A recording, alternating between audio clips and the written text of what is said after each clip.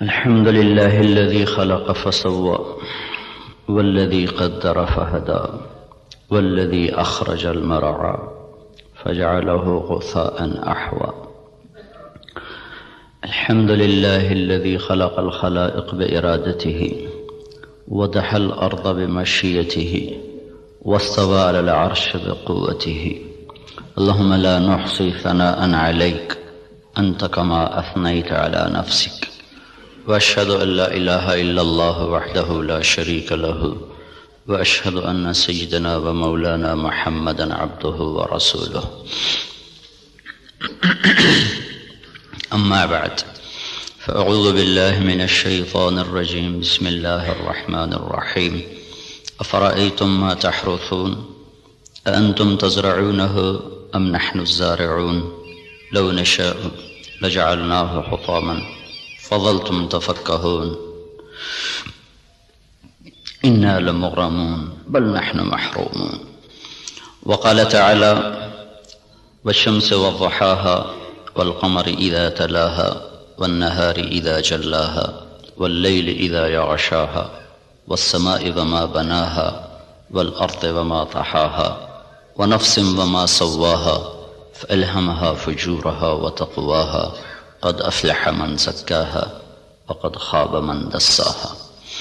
وقال النبي صلى الله تبارك وتعالى عليه وسلم: ألا فاعملوا وأنتم من الله على حذر واعلموا أنكم معروضون على أعمالكم فمن يعمل مثقال ذرة خيرا يره ومن يعمل مثقال ذرة شرا يره، أو كما قال صلی اللہ تبارک و تعالی علیہ وسلم. آپ حضرات کے ہاں یہ دستور ہے، جس کو بلایا جاتا ہے اس کے لیے خطبہ استقبالیہ ہوتا ہے. وہ عام طور پہ ایک میٹھا زہر ہے جو اس بیچارے کو پلا دیا جاتا ہے. اس کی حیثیت سے بڑھ کر اس کا تعارف کرایا جاتا ہے، اس کی حیثیت سے بڑھ کر اس کی تعریف کی جاتی. وہ پھر یہ سمجھنے لگتا ہے شاید میں واقعی ایسا ہی ہوں، پھر وہ اللہ کی نظروں سے گرنا شروع ہو جاتا ہے. اس لیے میں یہ ایک بات تو آپ سب حضرات کی خدمت میں عرض کروں گا. آج تو اللہ کو کوئی نہیں جانتا، میں کون ہوں جسے ہر کوئی جانتا ہے؟ کہ مولانا طارق جمیل تعارف کے محتاج نہیں. میں تو ایک گندے نطفے سے بنا ہوا انسان، کل کو مٹی آج بھی مٹی، مٹ جانے والی شے. آج کی دنیا تو ایسی غفلت کی دنیا ہے کہ اللہ کوئی نہیں پہچانتا. اس وقت تو اللہ بھی محتاج تعارف ہو چکے ہیں. محتاج کا لفظ میرے آپ کے لیے نہ کہ اللہ کی ذات، کہ اللہ تو ہر چیز سے پاک ذات ہے، لیکن جو اس کو مانتے ہیں آج وہ بھی اللہ کو نہیں جانتے کہ اللہ کون ہے. تو میں اور آپ تو بڑے چھوٹے انسان ہیں، ہماری کوئی حیثیت نہیں ہے. تعارف ضرور کروایا جائے پر بڑے نپے تلے الفاظ کے ساتھ، جس سے اگلے کا مزاج خراب نہ ہو، بلکہ وہ بھی اپنی حیثیت میں رہے، اپنے دائرے میں رہے. ہمارے استاد صاحب رحمۃ اللہ علیہ جن سے بخاری پڑھی، وہ فرمایا کرتے تھے علم کی دو قسمیں ہیں. ایک وہ جو کسی کے ذریعے سے حاصل ہو، اس کو کہتے ہیں حصولی، حاصل ہوا. ایک وہ جو میں خود جانتا ہوں، اسے کہتے ہیں وجودی. وزن میں وجودی علم کی طاقت حصولی علم سے زیادہ ہوتی ہے. ایک چیز میں خود دیکھ رہا ہوں، ایک بتا رہا ہے، دونوں میں فرق ہے. شنیدہ کیبون مانند دیدہ، یہ ایک فارسی کی مثال ہے. اسی کو عربی میں لیس الخبر کالمعاینہ، دیکھا سنا برابر نہیں ہے. تو علم وجودی کی طاقت حصولی سے زیادہ ہوتی ہے، سوائے ایک جگہ کے. جب آدمی کی تعریف ہوتی ہے ان چیزوں کے ساتھ جو اس میں نہیں ہیں، تو وہ وہاں بیچارہ دھوکہ کھا جاتا ہے. وہ سمجھتا ہے یہ جو کہہ رہے ہیں نا ٹھیک ہی کہہ رہے ہیں، حالانکہ وہ اچھی طرح جانتا ہے کہ میں ایسا نہیں ہوں جیسا یہ کہہ رہا ہے. لیکن تھوڑی دیر کے لیے اس پر بھی ایک نشہ طاری ہو جاتا ہے، واقعی ایسا ہی ہوں. تو اس لیے میں نے یہ عرض کیا کہ آپ لوگوں کی تو مجبوری، آپ کے پاس افسران آتے ہیں، ان کی تعریف نہ کرو تو پھر وہ آپ کو کوئی ڈونیشن نہیں دیں گے، ان کو آپ بڑھا چڑھا کے ارسطو نہ بناؤ، جعلی نوس نہ بناؤ۔ وہ پچھلے دنوں نا جب وہ حکومت نے تعلیم میٹرک تک مفت کا اعلان کیا تو میں سیالکوٹ میں ہماری جماعت گئی تھی تو وہاں چاکنگ ہوئی تھی دیواروں پر، وقت کا سر سید پرویز الہی۔ میں کہا بھائی اس سے بڑی بےزتی سر سید کی اور نہیں ہو سکتی۔ جس آدمی نے تن من دھن قربان کر دیا امت کو کسی رخ پر لانے کے لیے اور اس گرداب سے نکالنے کے لیے کہ یہ کچھ دنیا کو بھی سمجھنے والے بنے۔ ایک نواب صاحب کے پاس گئے چندہ مانگنے، وہ تھے مخالف ان کے، تو انہوں نے تمسخر اور ٹھٹھے کے طور پر اپنے پرانے جوتے ان کو ڈبے میں پیک کر کے دے دیے کہ آئیے آپ کی اسکول کے لیے چندہ ہے۔ وہ لے گئے علی گڑھ، کھول کے دیکھا تو پرانے جوتے، تو انہوں نے اس کو بازار میں فروخت کیا، وہ کوئی 4 آنے 8 آنے کے بکے، وہ جمع کر کے رسید کاٹ کر لیٹر میں ڈال کے بھیج دی کہ آپ نے جو ہمیں چندہ دیا تھا وہ ہم نے بازار میں بیچا، اس کے اتنے پیسے ہم نے وصول پائے، اس کی رسید آپ کی خدمت میں پیش کر رہا۔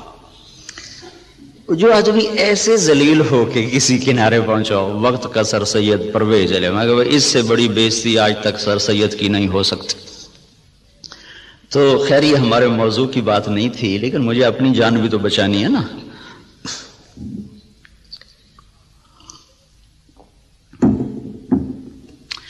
اللہ تبارک و تعالیٰ نے ہمیں ایک ذہن دیا ہے۔ اس وقت ذہن یہ ہے کہ ہم اپنی محنت کا کماتے ہیں، محنت کا کھاتے ہیں، جو کماتے ہیں جو مرضی کریں، یہ ایک ذہن جس کو ہم سرمایہ داری کا نظام کہتے ہیں۔ یہ 1925 میں ایک شخص پیدا ہوا تھا وہاں گلاسکو کا، اس نے یہ نظریہ دیا تھا، اس نے کتاب لکھی دی دی ویلتھ آف نیشن، تو اس میں اس نے یہ نظریہ دیا تھا کہ آدمی کو کمانے میں آزاد ہونا چاہیے، جو جیسے مرضی کمائے، اس سے مال کی دوڑ لگے گی اور لوگوں کے پاس سرمایہ وافر ہو جائے گا۔ ایڈورڈ سمتھ اس کا نام تھا۔ اس کے مقابلے میں ایک نظریہ تھا جو کارل مارکس نے دیا کہ سب کچھ نیشن کا ہے، حکومت کا ہے، کسی کا کوئی حق کوئی نہیں، حکومت اس کو صحیح طور پر تقسیم کرے گی۔ یہ 2 غلط نظریے دنیا میں چلے، ایک ختم ہو گیا، ایک قریب المرگ ہے، ختم ہونے پر ہے۔ اسلام اس کے بیچ میں لاتا ہے، وَكَانَ بَيْنَ ذَلِكَ قَوَامًا، وہ درمیان میں لاتا ہے، وہ ملکیت اللہ کی ثابت کرتا ہے، نہ میری نہ حکومت کی۔ الملک للہ۔ ہمارے نبی جب صبح اٹھتے تھے نا تو آپ ایک دعا مانگا کر، صبح اٹھتے اصبحنا وَأَصْبَحَ الْمُلْكُ لِلَّهِ وَالْكِبْرِيَاءُ وَالْعَظَمَةُ لِلَّهِ وَالْخَلْقُ وَالْأَمْرُ وَاللَّيْلُ وَالنَّهَارُ وَمَا سَكَنَ فِيهِمَا لِلَّهِ وَحْدَهُ اللهم اجعل أول هذا النهار صلاحا وأوسطه فلاحا وآخره نجاحا أسألك خير الدنيا والآخرة يا أرحم الراحمين۔ ہمارے نبی نے جو ہمیں دعائیں سکھائی ہیں وہ بھی معجزات نبوت میں سے ہیں کہ اتنے خوبصورت اسلوب میں اللہ سے بات کرنا اور مختصر کلمات میں سب کچھ مانگ لینا، یہ صرف نبی سکھا سکتا ہے اور کوئی نہیں سکھا سکتا۔ تو صبح اٹھتے ہی کیا اعتراف عبودیت ہے، عبدیت ہے، اصبحنا واصبح الملک للہ، میرے رب ساری کائنات جس پر دن چڑھ رہا ہے وہ تیری ہی ہے، ساری عظمتیں جلال و کبریا وہ تیرے لیے ہے، ساری مخلوق سارا کچھ وہ تیرا ہی ہے، زمین آسمان جو اس کے درمیان ہے وہ سب کچھ تیرا ہے۔ جب سب کچھ تیرا ہے میں تیرا محتاج بن کر تجھ سے سوال کرتا ہوں، یا اللہ اس دن کا اول وہ فلاح بنا دے اور اس کے درمیان کو صلاح بنا دے، اس کے آخر کو نجات بنا دے۔ یہ تصور ہمیں اللہ کی طرف سے ملا ہے کہ جو کچھ میرے پاس ہے وہ بطور استحقاق نہیں، بطور امتحان ہے۔ یہ دو لفظوں میں راستے جدا ہو جاتے ہیں۔ میرے پاس جو کچھ ہے بطور استحقاق نہیں، بطور امتحان ہے۔ جو کچھ ملا، جس کو ملا، دینے والا کوئی اور ہے اور دیا جا رہا ہے اس کے امتحان کے لیے، اور ان قریب یہ اس سے واپس لے لیا جائے گا اور پھر اس کو ایک بہت بڑی عدالت میں پیش کیا جائے گا، پھر وہاں اس کے اچھے اور برے اعمال کو تولا جائے گا، پھر اس پر یا ہمیشہ کے لیے جنت کا فیصلہ ہوگا یا ہمیشہ کے عذاب اور جہنم کا فیصلہ ہوگا۔ ہمیں یہ بنیاد دی گئی ہے، ہم اس پر اپنی زندگی کی عمارت کو تعمیر کرتے ہیں۔ وہ بادشاہ وقت بھی ہے، تو اگر وہ دین کو سمجھتا ہے تو وہ کبھی یہ دعویٰ نہیں کرے گا کہ ملک میرا ہے۔ یہ دعویٰ فرعونی ذہن کے لوگ کرتے ہیں، الیس لی ملک مصر وہذہ الانہار تجری من تحتی افلا تبصرون، مصر میرا ہے، نہریں میری ہیں، میں جو چاہے مرضی کروں۔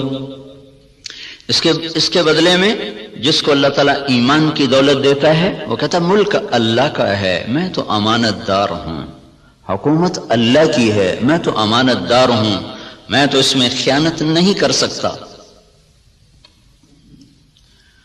عمر بن عبدالعزیز کے بچوں نے ماں سے کہا کپڑے چاہیے، عید آ رہی، انہوں نے خاوند سے کہا، اور عمر بن عبدالعزیز 3 بر اعظم پر حکمران ہیں، میں بیت المال ایسا بھرا کہ نہ بعد میں کبھی بھرا نہ پہلے کبھی بھرا۔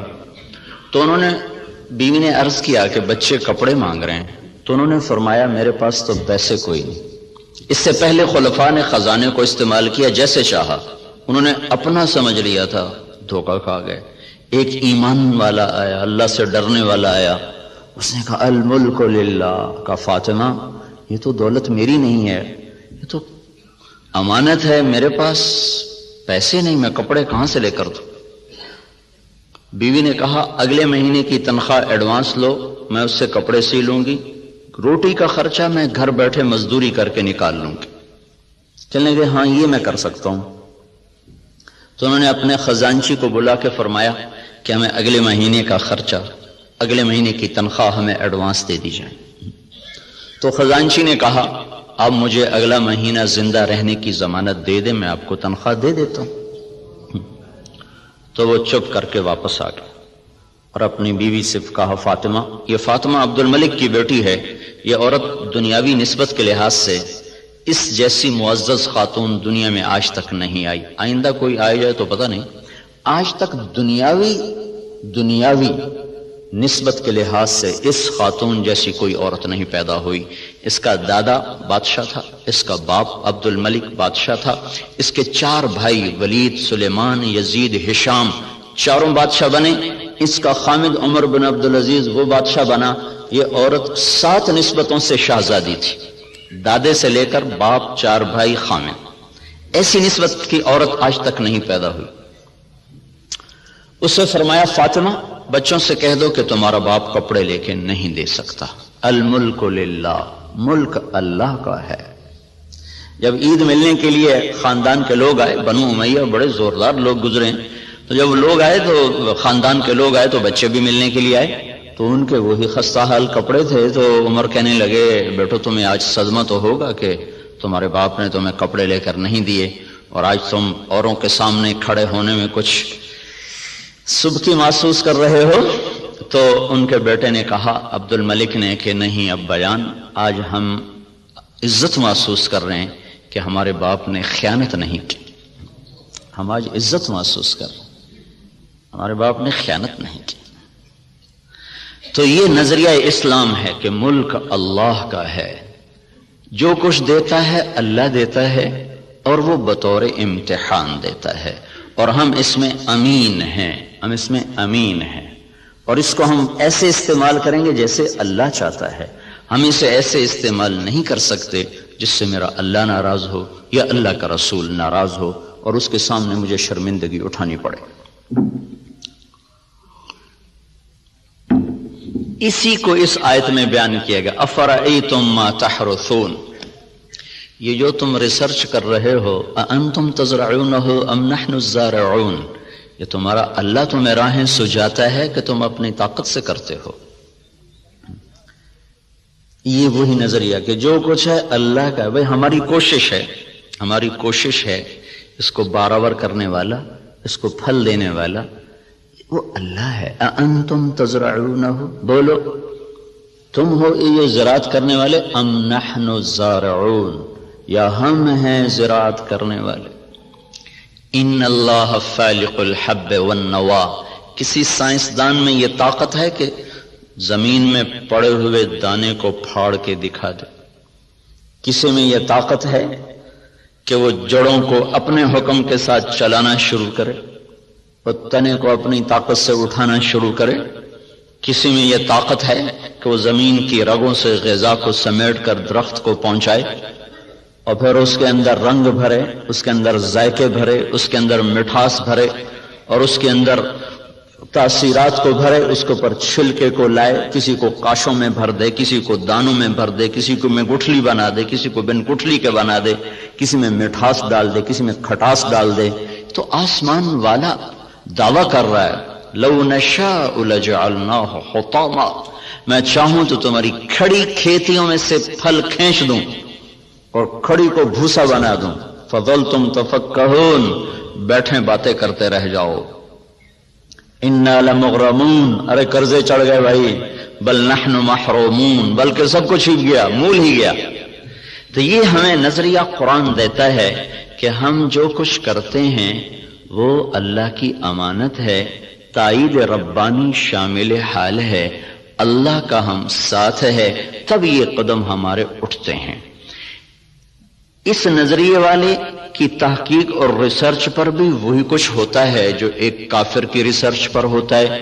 تو فرق کیا ہے اس نظریے کے ساتھ ایوب ریسرچ آنا اور اللہ کے انکار کے ساتھ کسی لیبارٹری میں جانا؟ نتیجہ تو دونوں کو اللہ دے دیتا ہے، اس کو بھی دے دیتا ہے، اس کو بھی دے دیتا ہے. تو لیکن اس کا فرق کیا ہے؟ اس کا فرق پڑتا ہے عملی زندگی میں کہ جو آدمی اپنا سب کچھ کر کے چلتا ہے پھر وہ آزاد ہو کے چلتا ہے. وہ اپنی ترتیب زندگی میں نہ اللہ کو پہچانتا ہے نہ اس کے رسول کو پہچانتا ہے، اور جو اسے اللہ کی امانت سمجھ کے چلتا ہے اس کی ترجیحات تبدیل ہو جاتی. وہ اللہ اس کے رسول کو سامنے رکھ کر چلتا ہے اور وہ آخرت میں جواب دہ ہونے کے احساس سے چلتا ہے. یہ دو سوچ ترجیحات کو تبدیل کر دیتی ہے. ان کی سوچ اور طرف چلی جاتی ہے، وہ حرص و ہوس کے بندے بن جاتے ہیں، اللہ اس کے رسول سے غافل ہو جاتے ہیں. یہ قدم قدم پہ لرز لرز کے چلتا ہے، کانپ کانپ چلتا ہے. یہ عملی زندگی میں پھر یہ نظریہ طاقتور بن کے انسانیت کو صحیح رخ پر لاتا ہے. جو آپ کے ڈاکٹر صاحب نے فرمایا کہ ہم ذلت و پستی کا شکار ہیں، وجہ دین سے دوری ہے. دین سے دوری کی وجہ نظریات کمزور ہو چکے ہیں، تصورات کی دنیا میں اللہ نہیں بس رہا، اللہ کا رسول نہیں بس رہا، جنت اور جہنم کا تصور موجود نہیں ہے. اس لیے قدم بہک گئے، راستوں سے بھٹک گئے، ترتیب ساری الٹی ہو کے رہ گئی. تو اللہ تعالیٰ ہمیں یہ ذہن دیتا ہے تم اگاتے ہو کہ اللہ اگاتا ہے. جہاں آپ کی ساری زراعت فیل ہو جائے. انس رضی اللہ تعالیٰ عنہ کو ان کی ماں لے کر آئیں، یا رسول اللہ آپ کا بچہ ہے، آپ کی خدمت کرے گا، اس کے لیے دعا کر دو. تو آپ نے فرمایا اللہم بارک لہ فی عمرہ ومالہ، اللہ اس کے مال میں عمر میں برکت دے دے. تو انس رضی اللہ عنہ فرمایا کرتے تھے کہ اللہ تعالیٰ نے مجھے اتنی زندگی دے دی کہ اب میں زندگی سے تنگ آ گیا. اللہ کے نبی نے لمبی عمر کی دعا دی. اور ساری دنیا میں کھجور کا پھل سال میں ایک دفعہ پھلتا ہے، کھجور کا درخت، لیکن انس رضی اللہ تعالیٰ عنہ کا باغ سال میں 2 دفعہ پھل دیتا تھا. وہ گرمی میں بھی پھل لیتا تھا، سردیوں میں بھی پھل لیتا تھا. نہ ٹیکنالوجی تھی، نہ سائنس، نہ کچھ، صرف اللہ کے نبی کی دعا تھی کہ یا اللہ اس کے رزق میں برکت عطا فرما. تو ان کے پھل سال میں 2 دفعہ آتے تھے. وہ کھجور تو ویسے ہی بہت دیر کے بعد پھل لیتی ہے۔ سلمان فارسی آئے کہ یا رسول اللہ آزادی تو ملی پر نہ ملنے کے برابر۔ کا کیوں؟ کہ وہ یہودی نے کہا ہے 100 پودے کھجور کے لگاؤ، جب وہ پھلدار ہو جائیں پھر تمہیں آزاد کروں گا۔ اب کھجور جلدی پھل لینے میں آ جاتی ہے، وہ تو وہی دور تھا جو پرانے زمانے کی کھجوریں تھی جو چڑھ کوئی 10 سال کے بعد پھل دینا شروع کرتی تھی۔ تو میری آزادی تو پھر نہ ہونے کے برابر۔ کہ اچھا چلو مجھے لے چلو۔ 3-4 سال پہلے وہ جگہ میں دیکھنے گیا تھا جہاں وہ باغ تھا، انہوں نے باڑ لگائی ہوئی ہے، اس کے چاروں طرف باغ تو نہیں ہے، وہ خالی جگہ پر ہے وہاں موجود۔ تو آپ نے کھجور اٹھاتے اور لگا دیتے، کھجور اٹھاتے لگا دیتے۔ سال کے اندر اندر ساری کھجوریں بڑھ کے پھل دینے لگے، صرف 1 سال میں۔ ایک کھجور اٹک گئی، کہا یا رسول اللہ ایک کھجور نہیں اٹکی۔ کہا کیا ہوا؟ تو حضرت عمر بولے یا رسول اللہ وہ میں نے لگائی تھی۔ کہ تیرا بھلا ہو جائے، تو نے کیوں لگائی تھی؟ پھر آپ تشریف لے گئے، پھر آپ نے اپنے ہاتھ سے لگایا، سال کے اندر وہ پھلدار ہو گئی۔ اب یہاں ساری سائنس بھی فیل ہے، ٹیکنالوجی بھی فیل ہے۔ اَأَنْتُمْ تَزْرَعُونَهُ أَمْ نَحْنُ الزَّارِعُونَ، تم اگاتے ہو کہ تمہارا اللہ اگاتا ہے، تم زراعت کرتے ہو کہ تمہارا اللہ کرتا ہے۔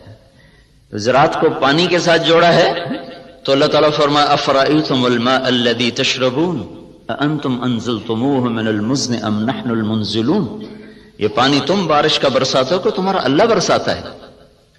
بارش نہ ہو تو آپ مجھ سے زیادہ جانتے ہیں کہ زمین کا پانی، دریاؤں کا پانی وہ تاثیر نہیں رکھتا جو اللہ نے بارش کے پانی میں تاثیر رکھی۔ زندگیوں کو زندگی مل جاتی ہے۔ وَتَرَى الْأَرْضَ حَامِدًا وَتَرَى الْأَرْضَ خَاشِعًا، 2 لفظ قرآن استعمال کرتا ہے۔ زمین کو دیکھو وہ ایسے پھٹی پڑی ہوتی ہے، حامدہ، اس کا ظاہر ختم ہو چکا ہوتا ہے۔ وَتَرَى الْأَرْضَ خَاشِعًا، اندر باہر سے زمین برباد ہوتی ہے۔ تو پھر ایک دم اللہ تعالیٰ آسمان سے پانی برساتا ہے، جب آسمان سے پانی اترتا ہے اہتزت وربت وانبتت من کل زوج بہیج، تو بارش سے زمین وجد میں آ جاتی ہے، رقص میں آ جاتی ہے۔ اہتزت جیسے خوشی سے لوگ جھومنے لگتے ہیں، ایسے جب تمہارا رب آسمان سے بارش برساتا ہے تو زمین خوشی سے جھومنے لگتی ہے کہ اللہ تعالیٰ اس میں وہ کچھ اتارتا ہے جو انسان کے بس میں نہیں ہے۔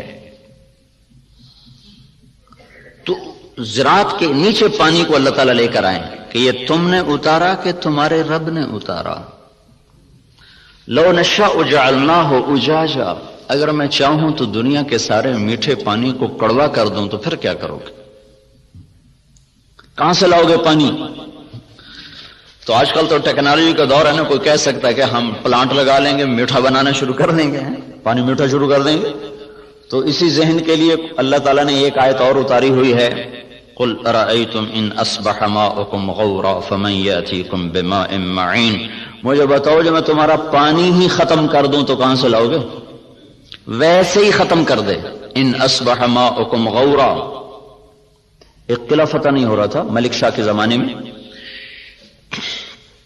لمبا زمانہ گزر گیا، قلعہ نہیں فتح ہوا، پہاڑی پر تھا۔ ایک صبح اٹھے تو سارے شہر والوں نے سفید جھنڈے لہرائے ہوئے دروازے کھول دیے۔ کیا ہوا بھائی؟ رات کو نظام الملک جو وزیر تھا، وزارت کے لحاظ سے شہرت پانے والوں میں اسلامی تاریخ میں نظام الملک کا نام قیامت تک رہے گا، بہت اعلیٰ درجے کی صفات کا حامل اور ایسی وزارت کی کہ آج تک اس کی مثالیں دی جاتی ہیں۔ وہ سالار لشکر تھا، جب وہ تنگ آ گیا نا تو اس نے رات کو اٹھ کے دعا کی، یا اللہ ہم سے نہیں فتح ہو رہا، تو راستہ کھول دے۔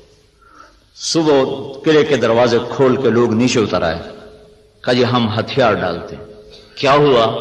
کہ رات میں سارے شہر کا پانی خشک ہو گیا، ایک قطرہ پانی کوئی نہیں، ایک بوند پانی کوئی نہیں۔ دھنس ان اصبح ماؤکم غورا، پانی کو دھنسا دوں، کہاں سے لاؤ گے؟ اور دھنسے کو نکال دے۔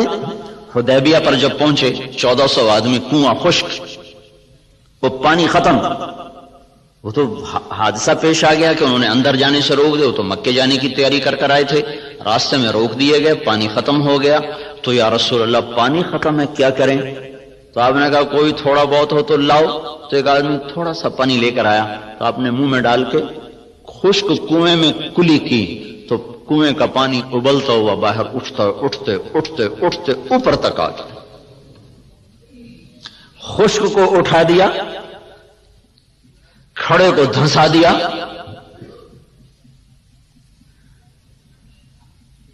ایک شخص جا رہے ابو الحسن نام مجھے پوری طرح یاد نہیں، راستے میں تھے جنگل میں، پیاس لگی، پانی کی تلاش میں کنویں پر پہنچے، دیکھا تو پانی نیچے، تو انہوں نے اپنے موزے کو اتارا، جوتے کو اتارا، وہ لمبا جوتا ہوتا تھا، اس کو پگڑی سے باندھ کر نیچے لٹکایا تو پانی نیچے تھا، وہاں تک جوتا نہیں جا سکا. تب پریشان ہو کے بیٹھ گئے، اب کیا کروں، پیاس سے جان جا رہی. اتنے میں کہ ہرن دوڑتا ہوا آیا، اس نے آ کر تیزی کے ساتھ پہلے یوں نیچے نظر دوڑائی تو پانی بہت نیچے، پھر سیدھا ایسے آسمان کو دیکھا، ایسے یوں دیکھنا تھا کہ پانی فوارہ مارتا ہوا منڈیر کے ساتھ آ کے لگ گیا. تو اس نے پیا، انہوں نے بھی پیا. تو ان کو دل میں خیال آیا یہ کیا چکر ہے، یہ جانور اس کے لیے اتنا اکرام اور میں انسان اور ایمان والا، میرے لیے تو یہ ہوا نہیں، جانور کے لیے یہ ہو گیا. تو ایک آواز سنی تو رسی اور ڈول کے سہارے ڈھونڈتا رہا. اس نے سیدھا اپنے رب کو پکارا. اللہ پکارنے والوں کی ایسے ہی سنتا ہے.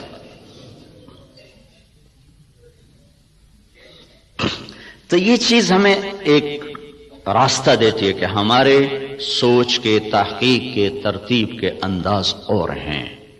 اللہ تعالیٰ جن چیزوں کو ہمارے اوپر لازم کرے گا انہیں ہمیں کرنا ہوگا. نماز اذان کے بعد بھی ڈاکٹر صاحب دفتر میں بیٹھے ہوں، ریسرچ کر رہے ہوں، تو یہ ساری ریسرچ زہر حلاحل ہے. اب اس کا انسانی خدمت سے تعلق ختم ہو چکا ہے. اللہ کی ندا کے بعد بھی تحقیق چل رہی ہو، اللہ کی صدا کے بعد بھی دفتر چل رہا ہو، تو یہ ساری برکتیں اپنے ساتھ لے کے چلا جائے گا. اب ہمارے لیے حکم ہے بند اذان باہر دینے کا حکم ہے. مسجد کے اندر اذان دینا مکروہ ہے. باہر بلال رضی اللہ تعالیٰ عنہ مسجد کے ساتھ ایک کوٹھا تھا، ایک صحابی کا گھر تھا، اس کی چھت پہ چڑھ کے اذان دیا کرتے تھے کہ اذان باہر کی زندگی کو معطل کرنے کے لیے ہے اور مسجد کی زندگی کو آباد کرنے کے لیے ہے. حی علی الصلاۃ کے بعد اب نہ کوئی دکاندار، نہ کوئی تاجر، نہ زمیندار، نہ کوئی مرد، نہ کوئی عورت، جو جہاں پر ہے اسے حکم ہے کہ ہاتھ اٹھا لے اور چلے اس رب کی طرف جو کہہ رہا ہے حی علی الصلاۃ، آؤ نماز کی طرف. یہاں کیا ملے گا؟ یہاں تو ہم بہت کچھ کام کر رہے ہیں، لوگوں کی خدمت کر رہے ہیں، ریسرچ کر رہے ہیں، یہاں کیا ملے گا؟ تو اس سوال کا جواب اگلے دو جملوں میں دیا گیا، حی علی الفلاح، آؤ یہیں سے کامیابی ملے گی. میں چند دن پہلے گیا تھا، ذرا یونیورسٹی وائن کو قصہ سنایا تھا. ابن سینا رحمت اللہ علیہ، وہ طب کی دنیا میں یعنی نبی کہلاتے ہیں کہ ان پر طب کا الہام ہوتا تھا. اس شخص کا بنایا ہوا نظام طب اور اس کے قوانین آج بھی معتبر اور مستند سمجھے جاتے ہیں. 600-700 برس پہلے وہ شخص گزرا ہے جب اتنے آلات نہیں تھے، لیکن اس شخص میں ایک صفت تھی، جب کسی مسئلے میں اٹک جاتے تھے اور نہیں سمجھ میں آتا تھا تو چھوڑ کے نفل کی نیت باندھ کے کھڑے ہو جاتے اور سجدے میں سر رکھ کر کہتے، اے رب میرے اوپر اس مسئلے کو واضح فرما دے. سجدے میں پڑھ نفل کی نیت باندھ کے سجدوں میں سر رکھ، اے میرے رب میں جاہل ہوں، میرے اوپر اس چیز کو منکشف فرما. پھر 1 دفعہ 2 دفعہ 3 دفعہ کرتے کرتے کرتے کرتے مانگتے مانگتے کا وہ چیزیں ان پر کھلتی تھیں. اور ایسا وہ لوگوں کو فن دے کر گئے ہیں کہ آج بھی ان کے فن کو تسلیم کیا جاتا ہے، اتنی تحقیقات کے باوجود بھی. تو آپ بھائی بہت بڑے کام میں لگے ہوئے ہیں، بہت بڑی ضرورت پوری کرنے میں لگے ہوئے ہیں. زراعت فرض کفایہ ہے، تجارت جائز ہے. تجارت کرنا جائز اور زراعت کرنا فرض کفایہ. اگر لوگ تجارت چھوڑ دیں تو گناہگار نہیں ہوں گے، لیکن اگر سارا طبقہ زراعت چھوڑ دے تو گناہگار ہو جائیں گے.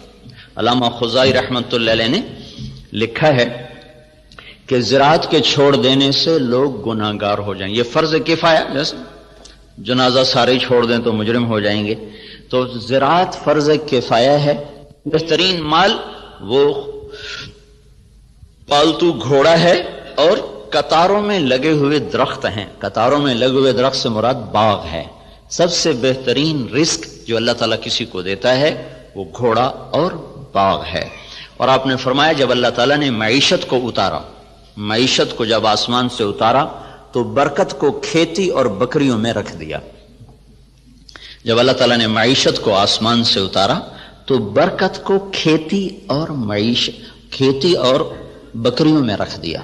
سعد بن معاذ رضی اللہ تعالیٰ عنہ تشریف لائے تو آپ نے دیکھا ان کے ہاتھوں پر وہ کسی چلانے کے نشان پڑے ہوئے تھے. تو آپ نے کہا سعد کیا ہے یہ؟ کہا جی یہ کسی کے نشان ہے، میں زمین کھودتا ہوں، گوڑی کرتا ہوں. گوڑی کرتے نا اس زمانے میں ہاتھوں سے کرنا، تو یا رسول اللہ وہ میں خود کرتا ہوں، اس کے کرنے کی وجہ سے یہ میرے نشان پڑ گئے ہیں. بچوں کی روٹی کماتا ہوں. تو آپ نے ان کا ہاتھ لے کر ایسے چوما اور کہا اس ہاتھ پر جہنم کی آگ حرام ہے.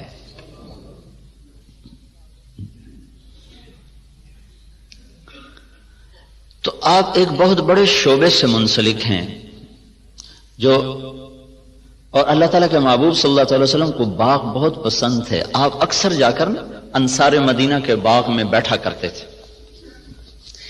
معاویہ رضی اللہ تعالیٰ عنہ سے کسی نے پوچھا، ایک بدو سے پوچھا تجھے کون سا مال پسند ہے؟ کہنے لگا چشمہ ہو، عین خوارہ وعرض خرارہ. چشمہ ہو ابلتا ہوا، زمین ہو سرسبز، او نعجۃ صفراء فی قطعۃ خضراء. یا بکریاں ہوں اور ساتھ سرسبز چراگاہ ہو، یا کھجوروں کا باغ ہو اور اس کی چھاؤں ہو.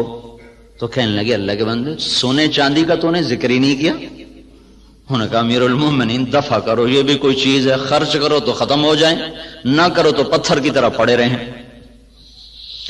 تو اللہ تعالیٰ کے محبوب صلی اللہ تعالی علیہ وسلم نے ان ہاتھوں کو چوما کہ ان پر جہنم کی آگ حرام ہے. اور معاویہ رضی اللہ تعالیٰ عنہ اتنی بڑی زراعت تھی کہ ان کے کھیت میں 5 لاکھ من گندم ہوتی تھی. جس زمانے میں یہ ایسی اقسام تیار نہیں ہوئی تھیں کہ جو ایکڑ میں 50 من ہو اور ایکڑ میں 60 من ہو. وہ ایک پرانی ہم نے بھی تھوڑی سی رکھی ہوئی ہے باپ دادے کی 591، وہ بس ہم اپنے کھانے کے لیے 2 ایکڑ کاشت کر لیتے ہیں، 15-20 من 1 ایکڑ سے وہ ہوتی. یہ اقسام نہیں تھیں اور اس کے باوجود 5 لاکھ من گندم ان کے فارم سے نکالی جاتی تھی. اور عمر رضی اللہ تعالیٰ عنہ جب خلیفہ بنے تو انہوں نے اپنے ساتھ تھوڑا بہت اپنا کام کرتے تھے، تو چلتے چلتے چلتے ان کی سالانہ جو آمدن تھی وہ 40,000 اونٹ تھے. 40,000 اونٹ عمر رضی اللہ تعالیٰ عنہ کے سارا سال وہ چراگاہوں میں چرتے رہتے تھے اور روزانہ 20 اونٹ ذبح کر کے مہمانوں کو کھلایا کرتے تھے. اور خود مہینے میں 1 دن گوشت کھاتے تھے، اپنی ذات کے لیے مہینے میں 1 دن گوشت، اور مہمانوں کے لیے روزانہ کا دستور تھا. 20 اونٹ روزانہ ذبح ہوتے تھے اور لوگوں کو کھلایا جاتا تھا. تو اب یہ تحقیق اور ریسرچ تو سب کچھ ہے اور بڑی جان بھی لگ رہی ہے، اور خود ہم دیکھ رہے ہیں کہ ہماری 5 من کپاس ہوتی تھی اب وہی 30 من ہو رہی ہے، 35 من تک چلی جاتی ہے. ہماری 15-20 من گندم ہوتی تھی، وہ 60 من تک خود میرے اپنی زمین میں نکلی ہے. اوسط کے لحاظ سے تو نہیں، لیکن 2, 4, 10 ایکڑ ایسے ہر دفعہ دیکھے کہ ان میں 60 من تک گندم چلی گئی، 100 من تک مکی چلی گئی ہے. لیکن وہ جو ڈاکٹر صاحب نے بات کی تھی کہ ذلت تو ساتھ نہیں چھوڑ رہی، وہ تو اسی طرح چھائی ہوئی ہے. اتنی فراوانی کے باوجود ذلت سروں سے جائی نہیں رہی کہ اس کے لیے ایک اور نظام ہے، اس کے لیے اور اسباب ہیں. اس ریسرچ و تحقیق و تدقیق کے ساتھ ایک نظام اور ہے، وہ ہے اللہ اس کے رسول کی پسندیدہ ترتیب زندگی کو بھی سیکھنا اور اس کو بھی اپنی زندگی میں شامل کرنا اور اس کو لے کر ساری دنیا میں پھرنا. اس امت کا جو کام ہے وہ ساری دنیا کے انسانوں کو اللہ کا تعارف کروانا اور اللہ کے دین کی طرف بلانا ہے۔ وہ پہلو ہمارا بالکل خالی ہو گیا ہے۔ میں مکہ میں تھا تو مجھے ایک ملے، اس کے پی ایچ ڈی تھے ارضیات کے، ایک جگہ کھانے پہ ان سے ملاقات، وہ مجھ سے کہنے لگے آپ کے پاکستان کی جو زمین ہے ساری دنیا میں ایسی زمین کسی ملک کے پاس نہیں ہے جو اللہ تعالیٰ نے قدرتی اس کے اندر صفات رکھی ہیں، دنیا کے کسی خطے میں یہ صفات موجود نہیں۔ میں نے کہا آپ کی بات درست ہے، لیکن ایک اور ہمیں وائرس لگ گیا ہے جس نے ہماری ہر شے کو برباد کر دیا ہے، وہ بددیانتی اور خیانت کا وائرس ہے جو جان ہی نہیں چھوڑ رہا۔ امریکن سنڈی بھی مر گئی اور کپاس کے وائرس کا بھی علاج ہوگا۔ تو بیوٹی کپاس میں نے اس دفعہ 10 ایکڑ کاشت کی تجربے کے طور پر، جس پر سنڈی ویسے ہی نہیں آتی، وہ نہیں آئی، ہم نے 10 ایکڑ کاشت کیا تجربے کے طور پر، اس پر سارے سیزن میں کوئی سنڈی کا اٹیک نہیں ہوا سوائے لشکری سنڈی کے۔ تو وائرس کو بھی کنٹرول ہو گیا، سنڈیاں بھی کنٹرول ہو گئیں، لیکن یہ جو بددیانتی کا وائرس لگا ہے یہ مصیبت خانہ بڑھتا ہی جا رہا ہے، بڑھتا ہی جا رہا ہے۔ جب تک یہ اندر سے نہیں نکلے گا اللہ تعالیٰ کی نظروں سے ہم گرتے رہیں گے، گرتے رہیں گے، گرتے رہیں گے۔ کہ محبوب پاک صلی اللہ تعالی علیہ وسلم کا ارشاد ہے اذا اتخذ الفیء دولا، جب میری امت میں حکومت کے افسران بددیانت ہو جائیں گے اور حکومت کے خزانے کو خود لوٹنا شروع کر دیں گے، والامانۃ مغنما، اور عوام الناس بھی بددیانت ہو جائیں گے، جس کے پاس امانت رکھی جائے گی وہ کھا جائے گا، والزکاۃ مغرما، اور مالدار لوگ بخیل ہو جائیں گے اور زکوٰۃ دینا چھوڑ دیں گے، وتعلم لغیر الدین، اور جب میری امت کے علماء کا رخ اللہ کی طرف بڑھنے کی بجائے بادشاہوں کی طرف بڑھنا شروع ہو جائے گا اور علم دین کو اللہ کی بجائے دنیا کے لیے حاصل کیا جانے لگے گا، وَأَطَاعَ الرَّجُلُ زَوْجَتَهُ، اور لوگ بیویوں کے فرما بردار ہو جائیں گے، وَعَقَّ أُمَّهُ، اور ماؤں کے نافرمان ہو جائیں گے، اور ادنا صدیقہ، دوست کو دیکھ کر باہیں پھیلا کر گلے سے لگائیں گے، وَأَقْصَى أَبَاهُ، باپ کو دیکھ کر ان کو دھکا دے کے راستے سے ہٹا دیں گے، وَصَادَ الْقَبِيلَةَ فَاسِقُهُمْ، قبیلے کا سردار نافرمان ہوگا، وَأُكْرِمَ الرَّجُلُ مَخَافَةَ شَرِّهِ، ایک دوسرے کو اکرام کر کے بھی آپس میں بغض رکھا ہوا ہوگا، مسکرا کر بھی ملنا ہوگا، اندر میں نفرت بھی ہوگی، ایک دوسرے کے شر سے بچنے کی ہر ایک کی نیت ہوگی، وَكَانَ رَئِيسُ الْقَوْمِ أَرْذَلَهُمْ، بڑے بڑے کلیدی عہدوں پر نکمے لوگوں کو بٹھا دیا جائے گا، نااہل لوگوں کو بٹھا دیا جائے گا، وارتفعت الاصوات فی المساجد، مسجدوں میں لڑائیاں شروع ہو جائیں گی اور فرقہ واریت کی آگ بھڑک اٹھے گی، وظہرت القینات والمعازف، اور گانے والیاں معزز اور محترم ہو جائیں گی اور گانے والیاں عام ہو جائیں گی اور موسیقی چاروں طرف پھیل جائے گی اور موسیقی کے آلات ہر طرف عام ہو جائیں گے، وشربت الخمور، اور شراب عام ہو جائے گی، ولبس الحریر، اور مالدار لوگ مرد ریشم استعمال کریں گے، ولان آخر هذه الامه اولها، اور اس امت کے آج کے لوگ پہلے لوگوں کو جاہل، ان پڑھ، اس قسم کے اس کے القابات سے نوازیں گے۔ جب میری امت میں یہ سب کچھ ہوگا، جب یہ سب کچھ ہوگا تو پھر کوئی دوا کارگر نہیں، کوئی طبیب کارگر نہیں، کوئی تدبیر سرے نہ پہنچے گی۔ پھر کیا ہوگا؟